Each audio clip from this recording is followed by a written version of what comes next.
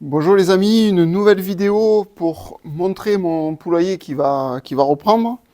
Alors j'avais filmé les deux premières parties pour fermer la zone.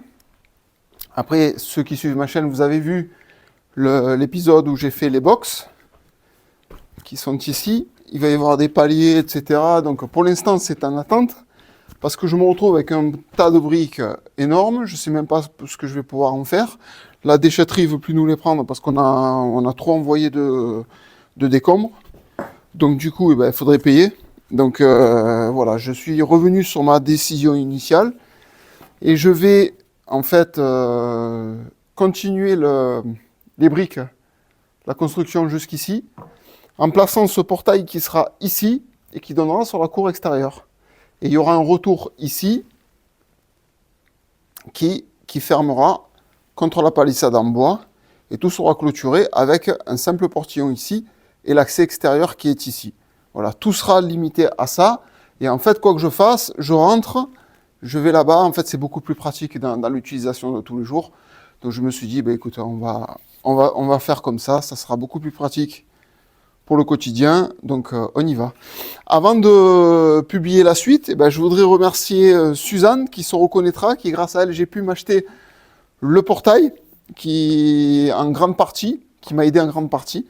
Donc Suzanne, encore merci. Et ben, j'espère que voilà que ce que je vais faire avec mes vidéos, j'espère que tout ça, ça va te plaire. Mais voilà, je te dis encore un très grand merci de ton aide. Alors, le chantier a un petit peu avancé. J'ai monté le portail qui va aller ici. J'ai tout préparé, j'ai creusé mes trous. La ferraille est prête à être coulée. Tout est prêt en fait. Les trous, j'ai fait des trous de 45, ce qui fait il devrait rester 5 de dépassement, ça me suffit largement. Et donc il y aura 1,55 m de hauteur pour ce petit endroit qui sera confiné, ça sera très bien, je pense. Il n'y aura pas de souci pour la suite. Voilà. Prochaine séquence, ben, quand ça sera posé. Et voilà pour aujourd'hui. Je viens de terminer la pose du portillon. Bon, il a 45 de seulement, donc il ne devrait pas bouger. Il est super bien posé, je suis content de moi, parce que des fois, c'est pas évident. Donc voilà, ici, ça va continuer, ça va venir contre la barrière extérieure. Après, ça va repartir de cette barrière-là, il y aura une ligne ou deux peut-être, et ça repartira juste derrière le bois qui fait déjà la première protection. Et tout sera hermétique, et les poules seront confinées dans cet espace. Il n'y aura plus qu'à ouvrir ce portillon pour aller leur ouvrir la porte en bois derrière. Et elles pourront aller s'aventurer dans le jardin. Et l'avantage, c'est que tout ce tas de briques va disparaître, parce que je vais en avoir énormément besoin pour monter tout ça. Voilà, suite dans les prochains épisodes. Et le poulailler continue. Alors aujourd'hui, j'ai tout décoffré. Ça sèche doucement, je force pas trop dessus parce que c'est pas encore super dur, bien dur, mais ça sèche tranquille. Et j'ai attaqué le retour en briques avec tout ce qui se trouve ici qui me reste encore. Voilà, il y a le retour ici qui ferme, donc là on voit vraiment bien à quoi va ressembler le poulailler définitif. Et en même temps, il y aura un retour ici qui sera à la même hauteur que le reste. Et voilà, et tout sera fermé, les poules seront à l'abri. Séquence supplémentaire, avec comme vous pouvez le voir, j'ai avancé. En fait, j'ai travaillé 2 petites après-midi. J'ai fait qu'une seule vidéo pour montrer l'évolution. Je ferai 2-3 vidéos, je pense que ça suffira pour montrer le mur fini. Un petit effet ici. Et au moins, ça permet de voir à quoi va ressembler exactement la dimension du poulailler fermé intérieur. Voilà.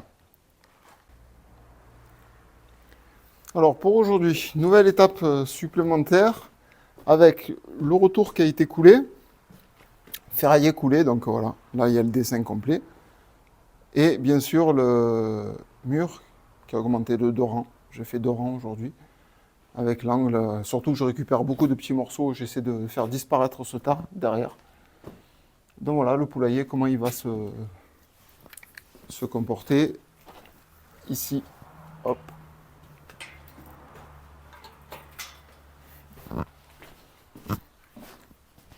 Voilà comment ça va être pour la nuit des poules. Alors, j'ai voulu attendre un peu pour faire une suite, pour pas faire des séquences sans arrêt qui avancent un petit peu. Donc voilà, le mur a un petit peu augmenté. Celui-ci a bien avancé, j'ai beaucoup travaillé aujourd'hui dessus.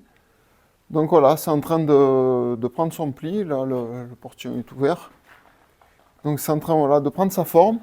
Il y a un petit changement dans ce que j'ai prévu, c'est que ici le mur va être à la bonne hauteur, mais ici je vais m'arrêter ici et on va poser un grillage qui va laisser un visu sur le poulailler, on aura en permanence, il suffit qu'on passe devant, un visuel à l'intérieur. Donc je vais faire juste 2,50 m de grillage ici.